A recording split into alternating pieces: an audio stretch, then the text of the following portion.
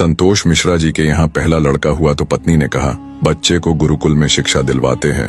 मैं सोच रही हूँ कि गुरुकुल में शिक्षा देकर उसे धर्म ज्ञाता पंडित योगी बनाऊंगी। संतोष जी ने पत्नी से कहा, पंडित्य पूर्ण योगी बनाकर इसे भूखा मारना है क्या? मैं इसे बड़ा अफसर बनाऊंगा ताकि दुनिया में एक कामयाबी वाला इंसान बने।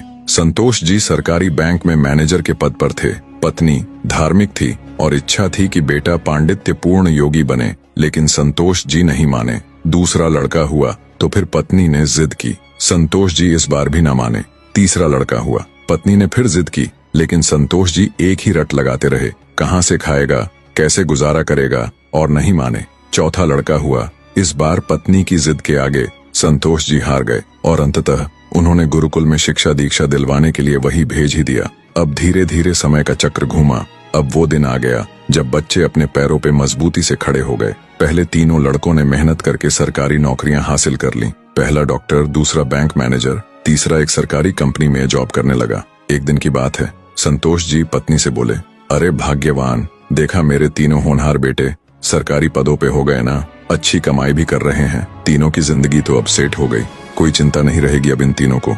लेकिन अफसोस, मेरा सबसे छोटा बेटा गुरुकुल का आचार्य बनकर घर घर यज्ञ करवा रहा है, प्रवचन कर रहा है। जितना वह 6 महीने में कमाएगा उतना मेरा एक बेटा 1 महीने में कमा लेगा। अरे भाग्यवान, तुमने अपनी मर्जी करवा कर बड़ी गलती की।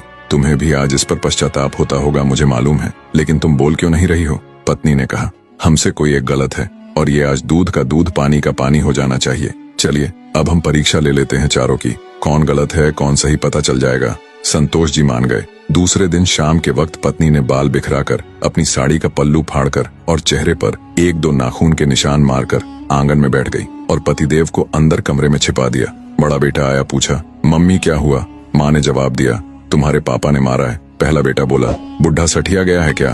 कहाँ है, बुलाओ तो जरा। माँ ने कहा, नहीं है, बाहर गए हैं, आए तो मुझे बुला लेना, मैं कमरे में हूँ, मेरा खाना निकाल दो, मुझे भूख लगी है। ये कहकर कमरे में चला गया। दूसरा बेटा आया और पूछा तो माँ ने वही जवाब दिया। दूसरा बेटा बोला, क्या पगला गए हैं इस बुढ़ापे में? उनसे कहना चुपचाप अपनी बची खुची जिंदगी गुजार ले, आए तो मुझे बुला लेना, और मैं खाना खाकर आया हूँ, सोना है मुझे, अगर आए तो मुझे अभी मत जगाना, सुबह खबर लेता हूँ उनकी। ये कहकर वो भी अपने कमरे में चला गया। तीसरा बेटा आया, उसने भी पूछा तो आग बबूला हो गया। इस बुढ़ापे में अपनी औलादों के हाथ से मार खाने वाले काम कर रहे हैं, उन्होंने तो मर्यादा की सारी हदें पार कर दी। यह कहकर वह भी अपने कमरे में चला गया। संतोष जी अंदर बैठे बैठे सारी बातें सुन रहे थे।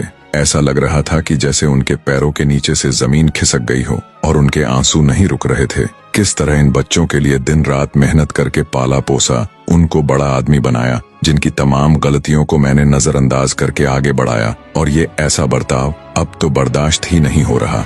इतने में चौथा बेटा घर में हरि ओम करते हुए अंदर आया। माँ को इस हाल में देखा तो भागते हुए आया, तो माँ ने अब गंदे गंदे शब्दों में अपने पति को बुरा भला कहा। तो चौथे बेटे ने माँ का हाथ पकड़कर समझाया कि माँ, आप पिताजी की प्राण हो, वो आपके बिना अधूरे हैं। अगर पिताजी ने आपको कुछ कह दिया तो क्या हुआ? मैंने पिताजी को आज तक आपसे बदतमीजी से बात करते हुए नहीं देखा। वो आपसे हमेशा प्रेम से बातें करते थे।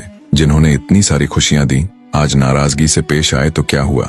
हो सकता है आज उनको किसी बात को लेकर चिंता रही हो ना हो माँ, आपसे कहीं गलती जरूर हुई होगी। अरे माँ, पिताजी आपका कितना ख्याल रखते हैं, याद है ना आपको? 6 साल पहले जब आपका स्वास्थ्य ठीक नहीं था तो पिताजी ने कितने दिनों तक आपकी सेवा की थी। वही भोजन बनाते थे, घर का सारा काम करते थे, कपड़े धोते थे।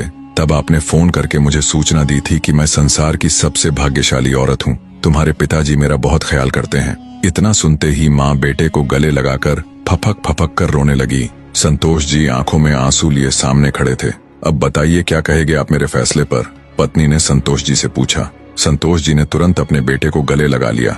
संतोष जी की धर्मपत्नी ने कहा, ये शिक्षा इंग्लिश मीडियम स्कूलों में नहीं दी जाती। माँ बाप से कैसे पेश आना है, कैसे उनकी सेवा करनी है, ये तो गुरुकुल ही सिखा सकते हैं, जहाँ वेद गीता रामायण जैसे ग्रंथ पढ़ाए जाते हैं, संस्कार दिए जाते हैं। अब संतोष जी को एहसास हुआ, जिन बच्चों पर लाखों खर्च करके डिग्रियां दिलाई, वे सब जाली निकले। असल में ज्ञानी तो वो सब बच्चे हैं जिन्होंने जमीन पर बैठकर पढ़ा है। मैं कितना बड़ा नासमझ था। फिर दिल से एक आवाज निकलती है, काश मैंने चारों बेटों को गुरुकुल में शिक्षा दीक्षा दी होती। स्कूलों में अगर संस्कार और उदारता की दीक्षा नहीं दी जा रही है तो वह स्कूल नहीं, केवल धंधा और व्यापार के केंद्र है।